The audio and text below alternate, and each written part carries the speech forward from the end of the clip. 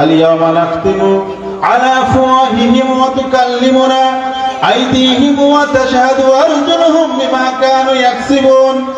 আল্লাহ বলেন, দুনিয়ার মানুষরে তোমরা সতর্ক হও, তোমরা সচেতন হও। যখন তোমরা আমার সামনে যখন তোমরা হাজির হবে, আমি আল্লাহ তোমাদের যখন বিচার আচরণ শুরু করব, যখন তোমাদের হিসাব নেওয়া শুরু করব, যখন তোমরা আমার সামনে মিথ্যা কথা বলবেন, আমি আল্লাহ তাআলা সঙ্গে সঙ্গে তোমাদের জবানটাকে স্তব্ধ করে দেবে। কথাটা চিল্লায়ে বলেন কা আল্লাহ পারে? পারবে আল্লাহ? বিশ্বাস হয়? খালি এই জবান দ্বারা যে আমরা কত অশ্লীল কথা বলি, মানুষকে গালাগালিজ করি, আমরা হারাম ভক্ষণ করি, এত কিছু করি, এই জবান যখন বন্ধ করে দেবে, কি বিচার হিসাব দেব আল্লাহর কাছে? হিসাব দেন বলে কিছু আছে?